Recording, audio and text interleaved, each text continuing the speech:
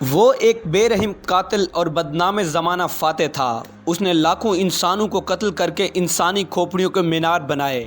وہ دشمن کو قتل کر کے خوش ہوتا تھا۔ وہ وحشی فاتح ایک ٹانگ سے لنگڑا بھی تھا۔ آخری عمر میں اس پر چنگیز خان کی طرح چین فتح کرنے کا خبت سوار تھا، اس لیے اس نے چین پر فوجی حملہ کیا اور مارا گیا۔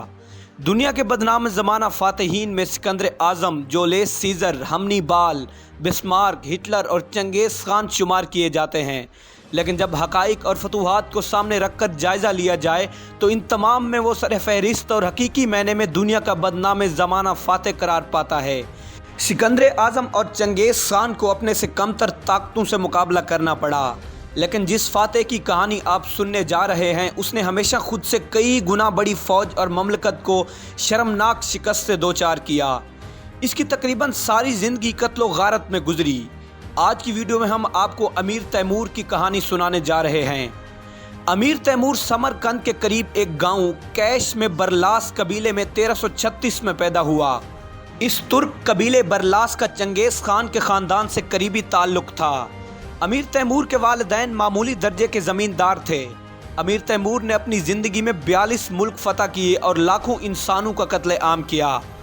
امیر تیمور کی ایک خاص بات یہ تھی کہ وہ ایک وقت میں اپنے دونوں ہاتھوں سے جنگ میں انسانوں کا قتل عام کرتا تھا۔ وہ ایک ہاتھ میں تلوار اٹھاتا تھا اور دوسرے ہاتھ میں کلہاڑا۔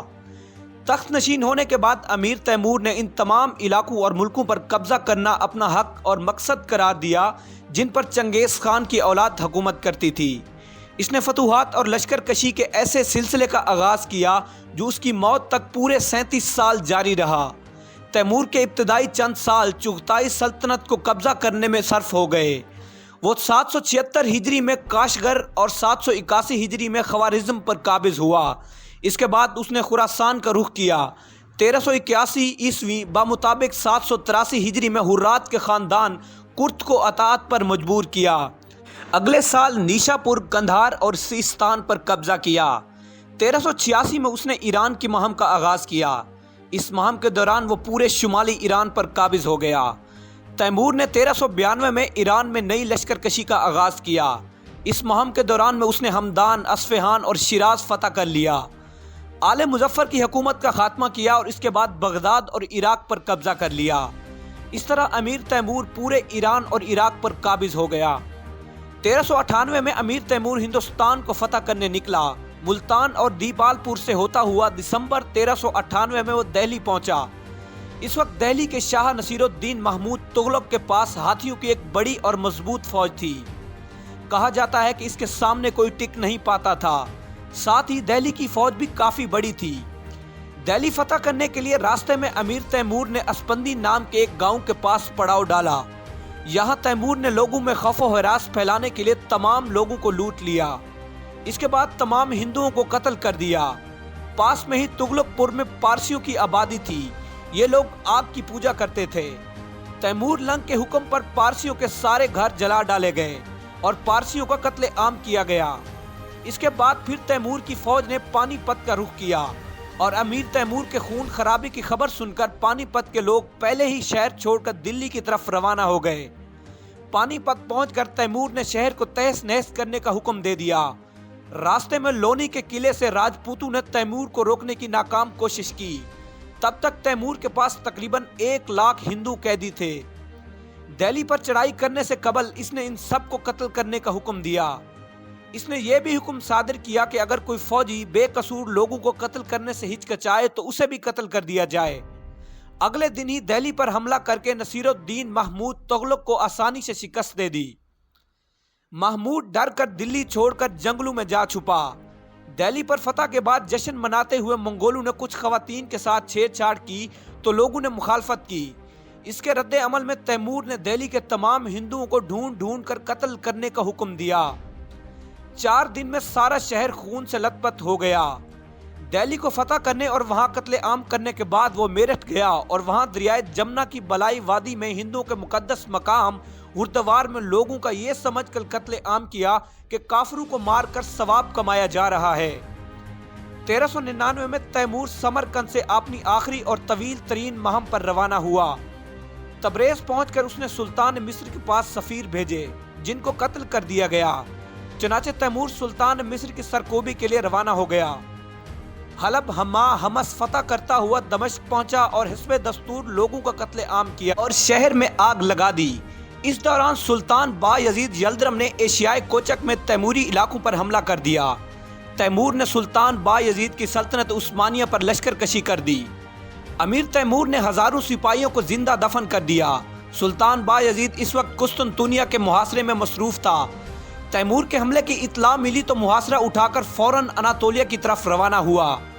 अनकरा के करीब 21 जुलाई 1402 को दोनों के दरमियान में फैसला कुन जंग हुई, जो जंगे अनकरा के नाम से मशहूर है। बायजीद को शिकस्त हुई और वो गिरफ्तार कर लिया गया, लेकिन तैमूर उसके साथ इज्जत और एहतराम से पेश आया। समरकंद वापस आने के बाद तैमूर ने चीन पर हमले की तैयारियां शुरू कर दी। चीन एक ज़माने में चंगेज़ खान की औलाद के कब्जे में रह चुका था, इसलिए तैमूर चीन पर भी अपना हक समझता था। चीन में सर्दियां शबाब पर थीं और तैमूर बूढ़ा हो चुका था। ऊपर से वो शदीद बीमार भी था। इसी दौरान उसकी मौत हो गई। 18 फरवरी 1405 को वो चीन के दरियाए सेहोन के किनारे शदीद सर्दी के आलम में सकते की हालत में 70 साल की उम्र में मर गया। अमीर तैमूर की बहैसियत एक सिपा सालार हैरत अंगेज सलाहियतों से इनकार नहीं किया जा सकता, लेकिन उसने इस खुदादाद सलाहियत से जो काम लिया वो इस्लामी रूह के खिलाफ था। इसकी सारी फतूहात का मकसद ज़ाती शोहरत और नामवरी के अलावा और कुछ नहीं था। इस लिहाज से वो खालिद बिन वलीद, महमूद गजनवी, तुगरल और सलाहुद्दीन अयूबी के मुकाबले में पेश नहीं किया जा सकता। वो इंतकाम के मामले में बहुत सख्त था, मुखालफत बर्दाश्त नहीं कर सकता था। वो मुसलमान होने के बावजूद खूनरेज़ी और सफाकी में चंगेज़ खान और हलाकू खान से कम नहीं था। दिल्ली, अस्फ़हान, बगदाद और दमिश्क में उसने जो कत्ले आम किए, इनमें हज़ारों बेगुनाह मौत के घाट उतार दिए गए। वो इंतकाम की शिद्दत में शहर के शहर ढा देता था। ख़वारिज़म, बगदाद और सराय के साथ उसने यही किया। हकीकत यह है कि इस मामले में मंगोलों की तरह वो भी अल्लाह का अजाब था। अमीर तैमूर किसी शाही ख़ानदान का रुकन नहीं था, लेकिन अपनी ज़ात से अलबत्ता वो एक शाही ख़ानदान की बुनियाद डाल गया।